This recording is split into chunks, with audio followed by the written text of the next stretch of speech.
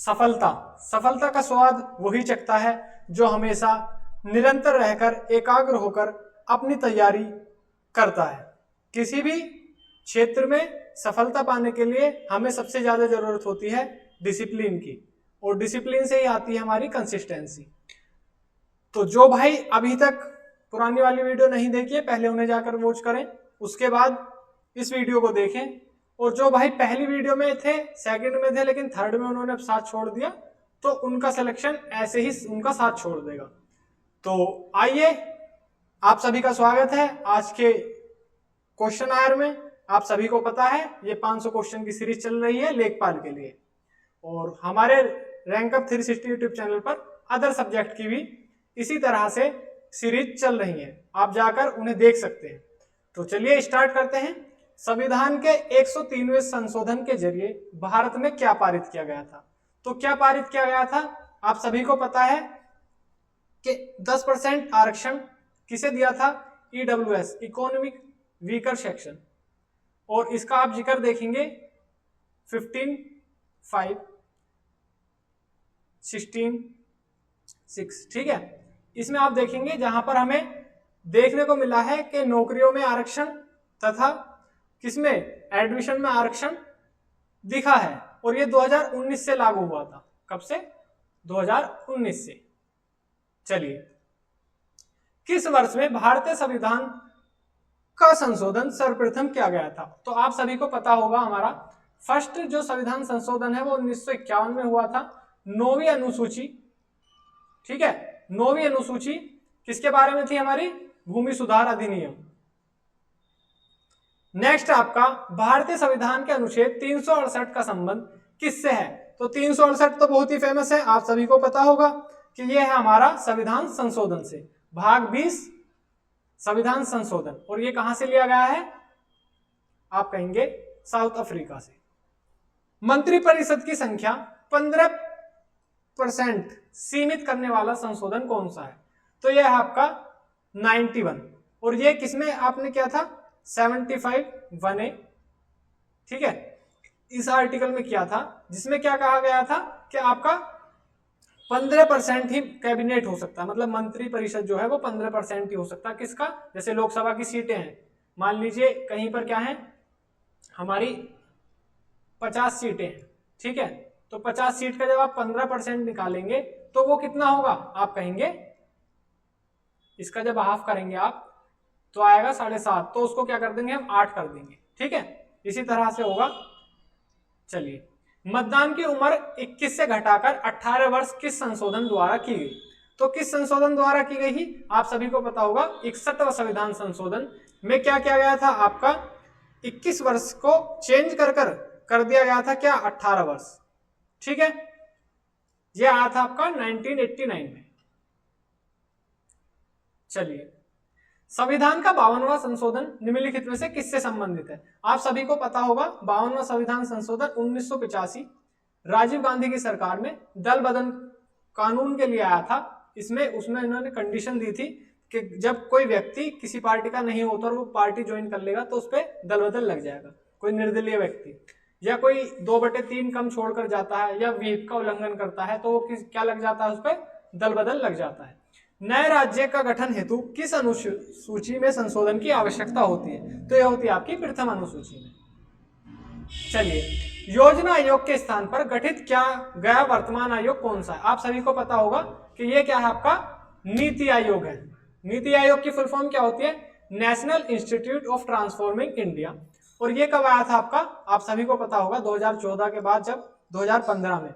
और इसके जो अध्यक्ष होते हैं, आप सभी को याद रखना है कि पीएम क्या होते हैं? प्रधानमंत्री इसके अध्यक्ष होते हैं। चलिए, निम्न में से कौन एक संवैधानिक संस्था नहीं है? तो कौन नहीं है? देखिए, संघ लोक सेवा आयोग है, राज्य लोक सेवा आयोग है, वित्त आयोग है, लेकिन अब योजना आयोग क्या है? इसको समाप्त कर दिया गया है और ये क्या बन गया है? हमारा नीति आयोग बन गया है। आर्थिक आसूचना परिषद EIC का अध्यक्ष कौन होता है? तो यह होता है आपका वित्त मंत्री। चलिए, नीति आयोग के पदेन अध्यक्ष कौन होते हैं? मैंने अभी बताया आपको, पदेन अध्यक्ष का मतलब जो किसी और पद पर होंगे और यहाँ पर क्या होंगे? अपने आप ही इसके भी अध्यक्ष बन जाएंगे। तो वो कौन होते हैं? आप कहेंगे प्रधानमंत्री होते हैं। 92वें संविधान संशोधन द्वारा 8वीं अनुसूची में कौन सी भाषा जोड़ी गई थी? तो कौन सी भाषा जोड़ी गई थी? देखिए, संथाली जोड़ी गई थी, डोंगरी जोड़ी गई थी, मैथिली जोड़ी गई थी। 92वें संविधान संशोधन में क्या था हमारा? बोर्ड भाषा आपने सुना होगा, बोडो, डोंगरी, मैथिली और संथाली, ठीक है। लेकिन ये अंग्रेजी और ये इसमें नहीं जोड़े गए थे। निम्नलिखित में से कौन भारतीय संविधान की 8वीं अनुसूची की भाषा नहीं है? तो कौन सी नहीं है? अंग्रेजी। अंग्रेजी और राजस्थानी इसकी भाषा नहीं है। संविधान की वह अनुसूची जो अनुसूचित भाषाओं के बारे में है, कौन सी है? तो आप कहेंगे 8वीं अनुसूची। 8वीं अनुसूची में तो है, पहले देखिए इसमें कितनी भाषा थी? 14 थी, लेकिन आज के समय में क्या है? हमारी 22 भाषाएं हैं।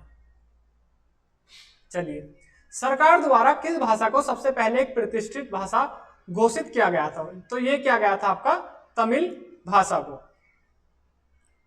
भारत के चुनाव आयोग के बारे में कौन सा कथन सत्य नहीं है? तो कौन सा कथन सत्य नहीं है? तो चुनाव आयोग का देखिए आर्टिकल 324 में गठन है, सही है। राष्ट्रपति नियुक्ति करता है, सही है। वेतन संसद तय करती है, सही है। और कार्यकाल 5 वर्ष ना होकर क्या होता है हमारा? 6 वर्ष होता है। और इसी के साथ क्या होता है इसमें? 65 वर्ष। अगर 65 वर्ष पहले पूर्ण हो जाते हैं तो उनका रिटायर हो जाएंगे, ठीक है। और अगर उनका कार्यकाल रहेगा तो वो 6 वर्ष तक रहेगा, अगर उनकी एज 65 वर्ष नहीं होती है। संसद सदस्यों की अयोग्यता के संबंध में निर्णय लेने का अधिकार किसका है? तो यह है आपका, किसका है? भारत के राष्ट्रपति। आर्टिकल 103।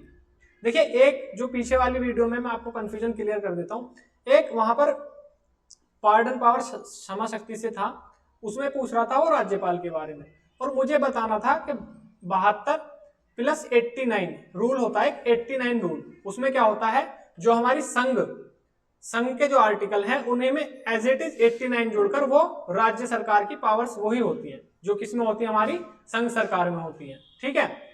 तो इस तरह से मैं बताना चाह रहा था, लेकिन वो स्लिप हो गया था। एक भाई ने कमेंट किया था तो मैं उसका जवाब दे रहा हूं। वो जो है आप इसमें जब ऐड करेंगे 72 में 89, तो उसको ऐड कर लो। जैसे 9 2 11 हासिल लगाई, 8 7 15 161। तो जो पार्डन पावर राष्ट्रपति की कहाँ होती है? 72, यानी कि पार्डन पावर जो क्षमा करने की शक्तियां हैं वो फिर किसमें है? 161 में। लेकिन यहाँ पर केवल थोड़ा सा डिफरेंस आ जाता है पार्डन पावर को लेकर, जैसे कि ये क्या कर सकते हैं? मृत्यु पर कर सकते हैं, लेकिन ये नहीं कर सकते। ये मिलिट्री कोड, इस तरह की चीजें जो होती हैं। राज्य स्तरीय दल की मान्यता हेतु किसी दल को कम से कम क्या चाहिए? देखिए, चाहिए आपकी 6% वोट और 2 सीटें, या चाहिए आपकी 3% वोट और 3 सीटें, ठीक है, वो राज्य स्तरीय पार्टी होने के लिए विधानसभा में। भारत के मुख्य निर्वाचन आयुक्त की नियुक्ति कौन करता है? तो कौन करता है? आप सभी को पता होगा कि ये नियुक्ति करता है राष्ट्रपति। चलिए, चुनाव आचार संहिता के अनुसार चुनावों के समय किसे निषेध है? घृणाजनक भाषण, बिल्कुल निषेध है। सरकारी मशीनरी का उपयोग, बिल्कुल निषेध है। स्थानांतरण, बिल्कुल निषेध है। उपयुक्त सभी, ठीक है। चलिए, भारत में वोट देने की न्यूनतम पात्रता की उम्र वर्तमान में क्या है? वर्तमान में देखिए 61वें संविधान संशोधन, मैंने बताया आपको 61 अमेंडमेंट जो होता है 1989 में, वो क्या होता है आपका? 18 वर्ष। चलिए, भारत के मुख्य निर्वाचन आयुक्त की सेवानिवृत्त की आयु कितनी है? मैंने बताया आप सभी को क्या है? 65 वर्ष या 6 वर्ष का इनका कार्यकाल होता है। अगर 65 वर्ष मान लीजिए इन्होंने 2 साल अपना वो दी अपनी सेवा और 65 वर्ष उनकी एज होगी, तो ये जब ही रिटायर हो जाएंगे, ठीक है। चलिए, निम्नलिखित में से कौन सी एक वर्तमान में राष्ट्रीय पार्टी नहीं है? तो कौन सी नहीं है? देखिए, कांग्रेस भी है, बीएसपी भी है, कम्युनिस्ट पार्टी भी है, लेकिन कौन सी नहीं है? द्रविड़ मुनेत्र कड़गम। राष्ट्रीय दल हेतु लोकसभा में कम से कम कितनी सीटें जीतनी आवश्यक है? तो कितनी सीटें जीतनी आवश्यक है? आप कहेंगे 11 सीटें। चलिए, भारतीय जनता पार्टी जो अब इस समय किसमें है? सत्ता में है, की स्थापना कब हुई थी? तो ये स्थापना हुई थी आपके 1980 में। चलिए, बाह्य व आंतरिक आपातकाल के दौरान कौन सा अनुच्छेद लागू होता है? तो बाह्य व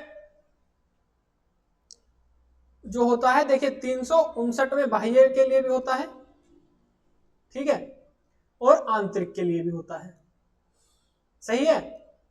लेकिन 358 केवल बाह्य के लिए होता है, यानी कि बाह्य युद्ध होते हैं उसके लिए, जबकि 359 क्या होता है? हमारा बाह्य और आंतरिक दोनों के लिए होता है। और इसी में क्या है हमारा? जो आर्टिकल 20 या 21 को छोड़कर बाकी सभी मौलिक अधिकार क्या करे जा सकते हैं, हमारे सस्पेंड किए जा सकते हैं। इसी में भी ऐसा किया जा सकता है 20 या 21 को छोड़कर, लेकिन इसमें कुछ 19 के भी क्या कर सकते हैं हम, कुछ रहने दे सकते हैं, कुछ नहीं। ठीक है।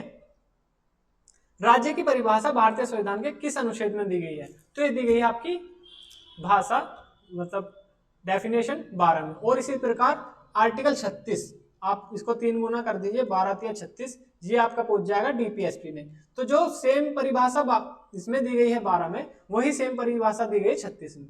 उसमें आप सभी को पता होगा सरकारी निकाय जो होते हैं, कुछ अन्य पदाधिकारी होते हैं, संसद होती है, ठीक है, कार्यपालिका होती है, विधायिका होती है, ये किस में आते हैं, हमारे परिभाषा में आते हैं। उसमें भी हम ये देखते हैं कि किसको हमने क्या फंडेड करा है, किस पे हमने कार्य दिया है। जैसे कुछ अन्य निकाय होते हैं, यूनिवर्सिटीज होती हैं। तो देखिए सार्वजनिक अभिलेखों की मान्यता 7वीं अनुसूची की किस सूची में है? ठीक है, सार्वजनिक अभिलेखों की केवल संघ सूची, केवल जिला सूची, समवर्ती सूची, केवल राज्य सूची। तो सार्वजनिक अभिलेखों की मान्यता 7वीं अनुसूची में कहाँ दी गई है? जल्दी बताइए। एक आधा क्वेश्चन आप भी तो बताइए ना कि इसका ये है, इसका ये है, जब ही तो एंगेजमेंट बढ़ेगी। अगर ऐसा नहीं होगा तो फिर क्या मजा आएगा। आप भी तो कुछ अपनी तरफ से कुछ कमेंट वगैरह कीजिए कि हाँ ये है, इसका आंसर ये है। चलिए, नहीं आ रहा किसी को तो मैं बता देता हूं कि इसमें क्या है। आपको जब भी सार्वजनिक अभिलेखों की मान्यता की बात होगी, जो हमारे सार्वजनिक अभिलेख हैं, तो उसमें क्या आता है हमारा, केवल संघ सूची। ठीक है, चलिए, अल्पसंख्यकों के हित के संरक्षण के लिए कौन सा अनुच्छेद है? तो आप सभी को पता होगा इंटरेस्ट ऑफ माइनॉरिटीज आर्टिकल 29 में होता है, 29 में, 29 में। 30 में क्या होता है आपको, आप सभी को पता होगा एजुकेशनल माइनॉरिटीज। 27 में टैक्स फ्री, 26 में मैनेज रिलीजन अफेयर्स। चलिए, विदेश यात्रा के अधिकार की रक्षा करने वाला संवैधानिक अनुच्छेद है, तो यह है आपका अनुच्छेद 21, जो विदेश यात्रा से संबंधित है। विवाह के असुधार्य विच्छेद पर तलाक का अधिकार किसके पास है या किस अनुच्छेद में है, सॉरी, तो यह है आपका 142 में। चलिए, संविधान का कौन सा अनुच्छेद राष्ट्रीय एससी आयोग से संबंधित है? तो कौन सा अनुच्छेद है बताइए जल्दी। आप कहेंगे कि अनुच्छेद हमारा 338। चलिए, आपातकाल के दौरान मौलिक अधिकार को निलंबित करने वाला अनुच्छेद है। देखिए 356 राष्ट्रपति होता है, 359 मैंने आपको बताया था कि ये हमारा क्या है, जिसमें हम 20 और 21 को छोड़कर क्या कर सकते हैं, मौलिक अधिकारों को रोक सकते हैं, उन पर निर्बंधन लगा सकते हैं। अवशिष्ट शक्तियां जैसे साइबर कानून पर विधान बनाने का अधिकार किसके पास है? तो ये होता है देखिए केंद्रीय विधानमंडल के पास। ये अपशिष्ट विषय होते हैं जो हमारा साइबर कानून है, इसमें ये तीनों सूची में नहीं आता। मतलब जो हमारी 3 सूची है ना, 3 सूची जो है, समवर्ती सूची, संघ सूची, राज्य सूची, उसमें नहीं आता है, जो हमारी 7 शेड्यूल में दी गई है। तो उसका जो अल्टीमेट जो कानून बनाने का अधिकार है वो हमारा केंद्र के पास पहुंच जाता है। चलिए, भारतीय संविधान का कौन सा अनुच्छेद धन विधेयक को परिभाषित करता है? आप सभी को पता है आर्टिकल 110 धन विधेयक, और आर्टिकल 109 में इसकी प्रक्रिया होती है, ये किस तरह से पास होगा। भारतीय संविधान का अनुच्छेद 343 निम्नलिखित में से किसके बारे में? आप सभी को पता है 343 से लेकर 351 भाग 17, 343 से लेकर 351 तक किसके बारे में है? आप कहेंगे भाषा के बारे में, यानी संघ की राजभाषा के बारे में। दोनों सदनों को विधेयकों को जोड़कर लगभग समान शक्तियां प्राप्त हैं। ठीक है, संशोधन समग्र तो किस पर है? धन। चलिए, वर्तमान भारतीय संविधान में कुल कितनी अनुसूचियां, मतलब पहले तो 8 थी, लेकिन अब कितनी है? 12 है। फिलहाल कितनी हो चुकी हैं? 12 अनुसूची। अस्पृश्यता, एबोलिशन ऑफ अनटचेबिलिटी, देखिए आप सभी को पता है अनुच्छेद 17 इसकी बात करता है। इसके कारण जो है SC/ST एक्ट भी आया था, SC/ST एक्ट 1989 में, जो अस्पृश्यता यानी कि अनटचेबिलिटी को क्या करता है? अंत मतलब खत्म करने की बात करता है। आर्टिकल 14 आप सभी को विधि के समक्ष समझता है। दल बदल विरोधी कानून संबंधी प्रावधान किस अनुसूची में सम्मिलित है? आप सभी को पता है 52वें संविधान संशोधन 1985 में, 10वीं अनुसूची में जोड़ा गया था राजीव गांधी जी की सरकार में। कितने राज्य पंचायत पैसा अधिनियम 1996 के तहत वर्तमान में आते हैं? तो वो आते हैं हमारे 10 राज्य इस समय आते हैं। लोकसभा और राज्यसभा की संयुक्त बैठक को किस अनुच्छेद के तहत बुलाया जाता है? तो ये बुलाया जाता है आपको 108, जिसमें ज्वाइंट सेशन होता है। राष्ट्रपति जी क्या करते हैं? इसको संबोधन करते हैं, एड्रेस करते हैं। राज्य सूची के मामले पर कानून बनाने हेतु संसद को कौन सा अनुच्छेद सशक्त करता है? तो कौन सा अनुच्छेद सशक्त करता है? तो आप कहेंगे 128, 198, 223 या 249? तो आप कहेंगे 249। मानव के क्रिया विक्रिया तथा जबरदस्ती मजदूरी पर प्रतिबंध कौन सा अनुच्छेद लगाता है? तो ये लगाता है आपका 23वां अनुच्छेद।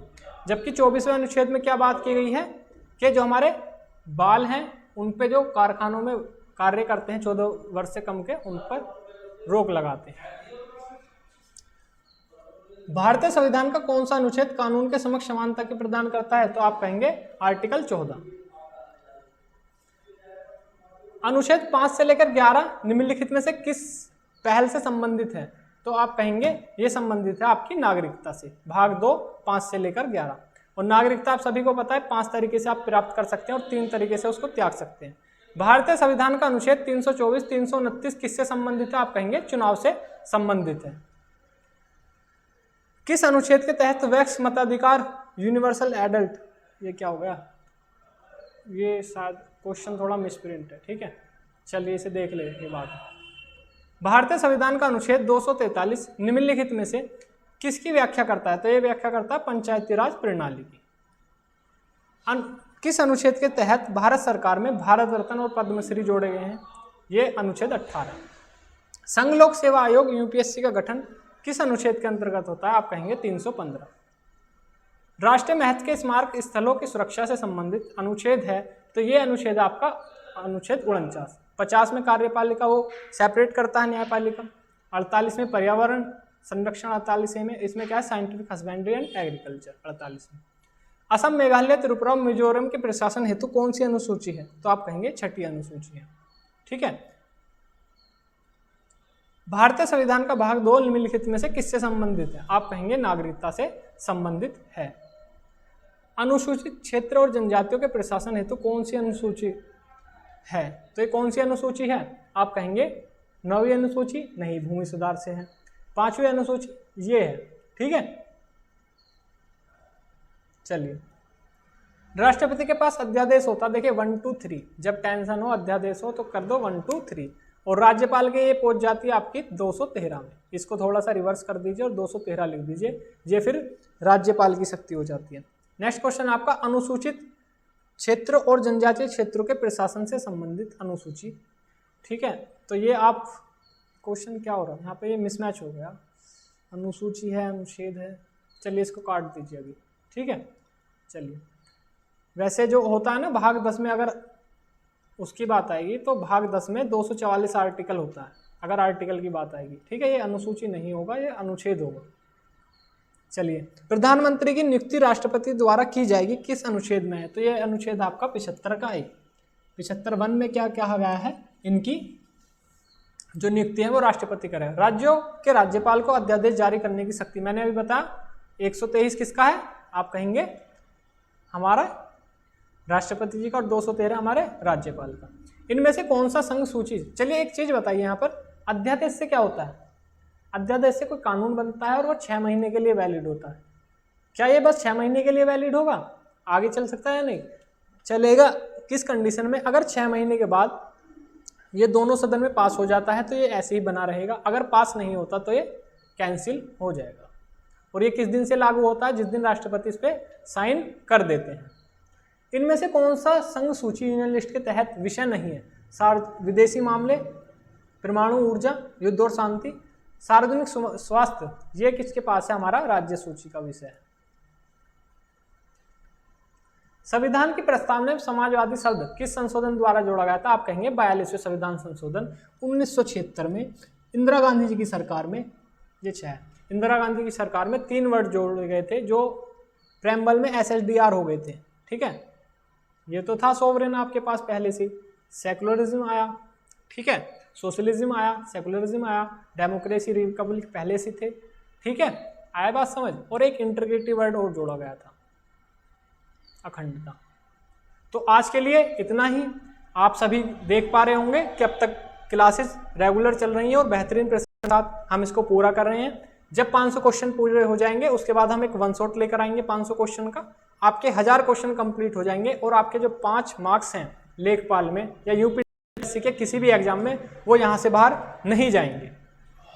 तो थैंक यू। अगर आपने वीडियो देखा तो वीडियो को लाइक करें, चैनल को सब्सक्राइब करें और रैंक अप 360 पर बने रहें।